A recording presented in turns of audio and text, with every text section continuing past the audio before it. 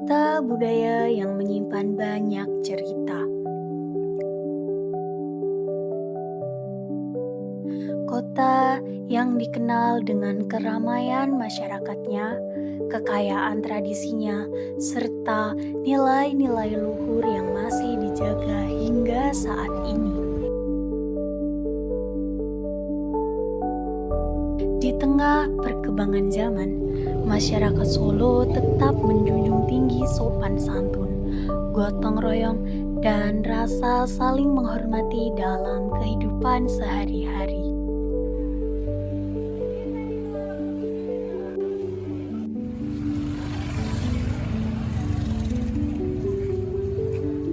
Dalam kehidupan masyarakat Solo, hubungan antar manusia terjalin melalui komunikasi, kerjasama, dan kepercayaan.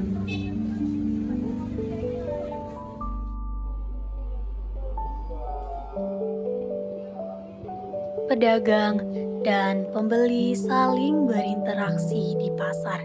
Pengrajin bekerja sama dengan pelanggan, serta berbagai kegiatan ekonomi dan sosial berlangsung setiap hari.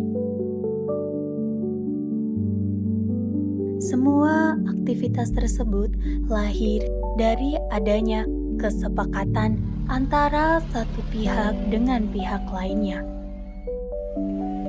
Tanpa banyak disadari, kesepakatan itu merupakan bagian dari hukum perjanjian.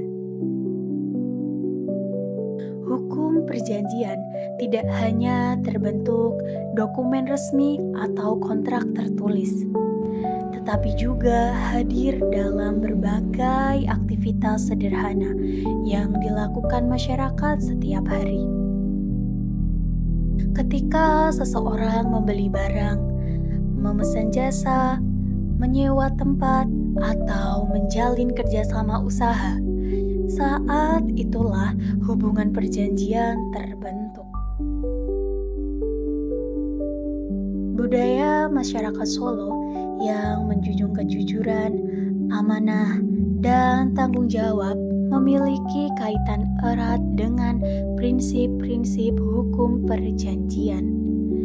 Kepercayaan menjadi dasar terjalinnya hubungan antar individu, sementara kesepakatan menjadi pedoman yang mengatur hak dan kewajiban masing-masing pihak.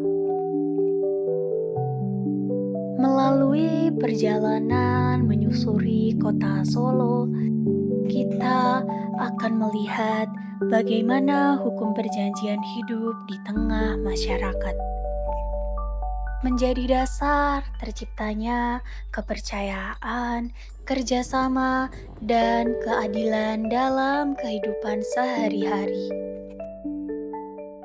Guys, suasana pasar tuh selalu hidup ya. Masih pagi gini aja udah ramai banget.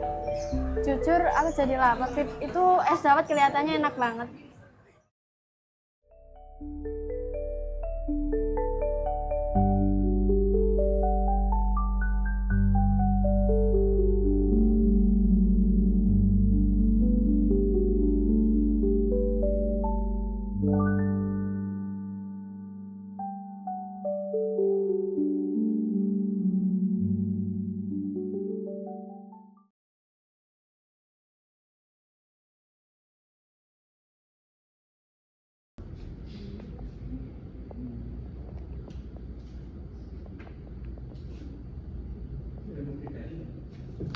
Gas.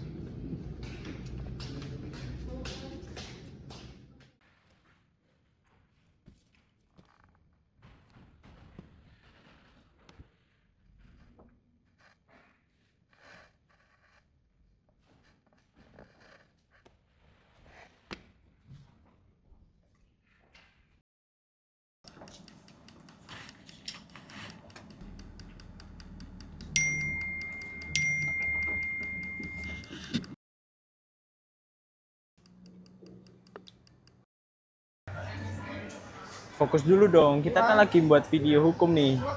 Hukum sambil jajan nggak apa-apa kali, Dam.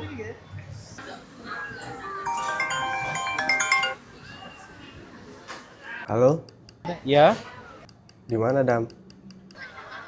aku lagi di pasar gede nih. Oh, pasar gede. Sama siapa? Sini sama teman-teman. Oh, sama teman-teman. Ya udah, gua kesana ya. Ya.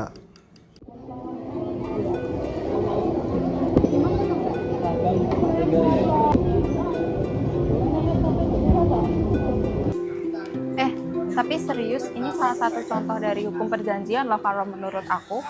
Oh, karena transaksi jual beli itu ya? Betul. Apalagi saat penjual dan pembeli sepakat untuk harga dan barang, maka otomatis lahirlah hukum perjanjian di situ. Walaupun cuma beli makanan 5 ribuan. Ya benar, karena inti perjanjian adalah kesepakatan antara dua belah pihak. Hai. Kamu bikin video hukum perjanjian juga? Iya, kalian juga ya? Iya, Oh. bagus aja. Yuk, bareng yuk. Wah, ternyata hukum perjanjian dekat sama kehidupan kita ya? Iya sih, bener sih.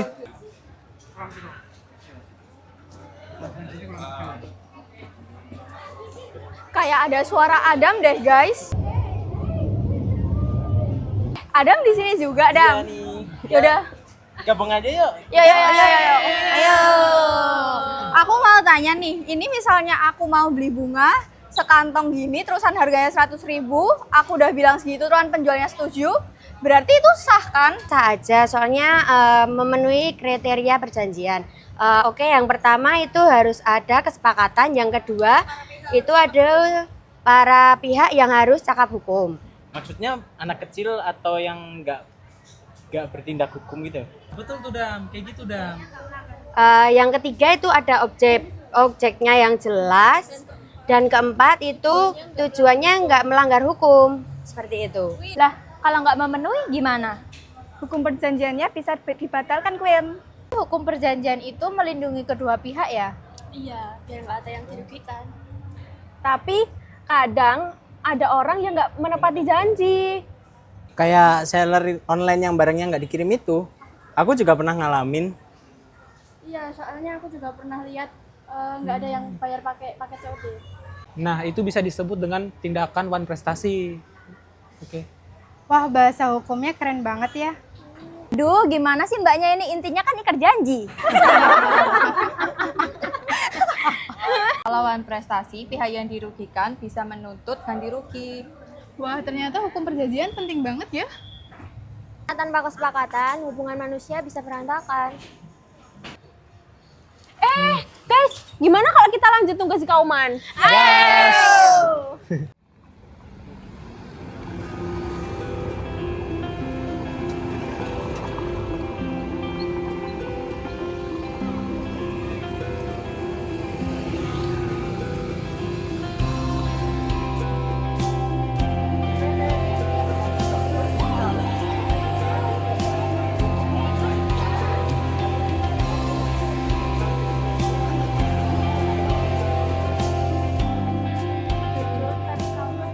Estetik banget ya.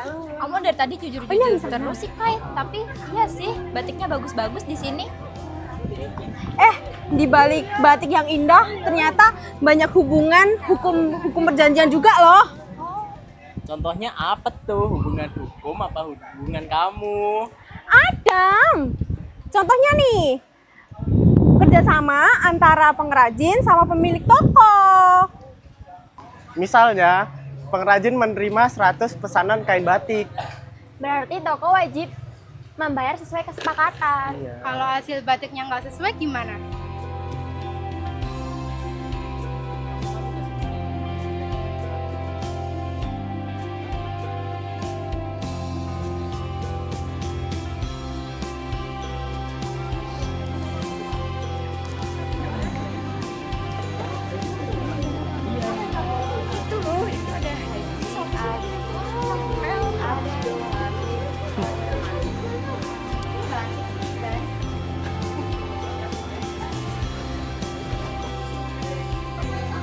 Nah, tadi sempat ada yang bertanya, kalau batiknya tidak sesuai dengan pesanan, apa yang terjadi? Nah, hal seperti ini, hal yang terjadi ini itu bisa terjadi karena dengan satu prinsip yang dilarang oleh penjualnya.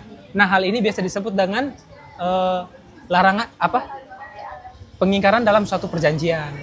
Makanya isi kontrak atau kesepakatan harus tepat ya teman-teman. Oh, ya. Berarti sebelum ada kerjasama itu harus dibicarakan dulu ya? Betul, mulai dari proses pengerjaan, lalu penentuan harga, waktu pekerjaan, kualitas barang, sampai cara pembayaran.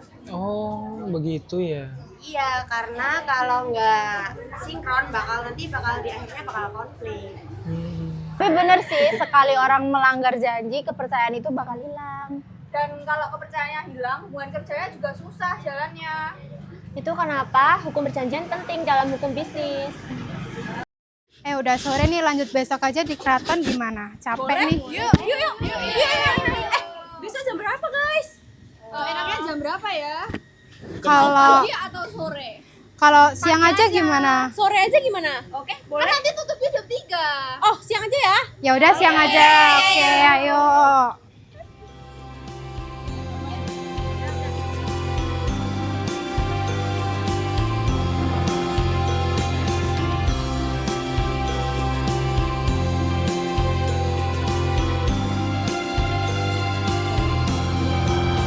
Tempat ini bikin suasana adem banget ya.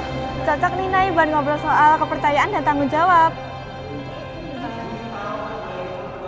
Berarti ini harus dalam hukum perjanjian itu etikat baik berarti penting ya. Kok tiba-tiba jadi ahli banget sih, Mbak? Kalau itikat baik itu contohnya kayak gimana?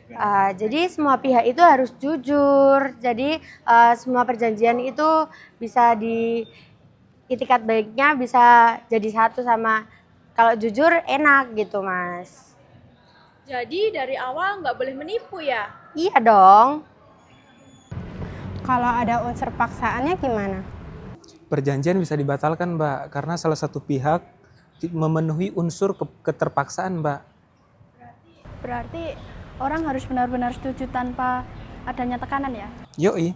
Karena inti perjanjian adalah kesepakatan bebas. Tapi orang kadang nganggap janji itu sepele tahu. Padahal dari janji kecil aja orang bisa dinilai. Contohnya kayak telat bayar utang ke temen. Atau enggak menepati kerja kelompok yang nggak dam. Pengalaman siapa tuh? Rahasia negara. Tapi bener sih, menepati janji itu bukan cuma kewajiban hukum tapi juga moral. Karena setiap tindakan itu pasti punya akibatnya. Kemarin kita janjian ke keraton kan guys? Tapi setelah dulu yuk. Nanti baru ke sana. Iya.